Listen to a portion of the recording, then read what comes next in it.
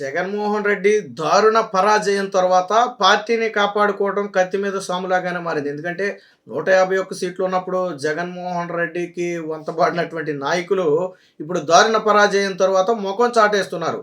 అయితే పార్టీ ఓడిపోయిందని మొఖం చాటేయడం కంటే జగన్మోహన్ రెడ్డి విధానాలు నచ్చగా గతంలో చెప్పినా వినలేదు కాబట్టి ఎలాంటి పరిస్థితి వచ్చిందని చాలామంది ఆ పార్టీ నుంచి అయితే జారుకుంటున్నారు. ఇప్పుడు తాజాగా ఆళ్ల నాని అందరికీ తెలుసు, ఏలూరుకు చెందినటువంటి కీలక వైసీపీ నేత. గతంలో మొదట్లో ఆరోగ్య శాఖ మంత్రిగా చేసినటువంటి వ్యక్తి. జగన్మోహన్ రెడ్డికి అత్యంత సన్నిహితుడు, విధేయుడిగా పేరున్నటువంటి వ్యక్తి.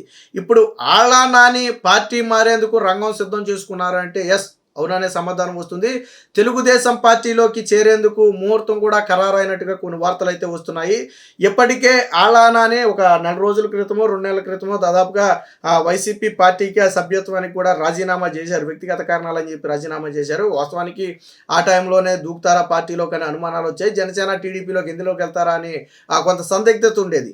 లేదా రాజకీయాలకు పూర్తిగా దూరంగా ఉంటారా అనేది అప్పుడు అర్థం కాని విషయం.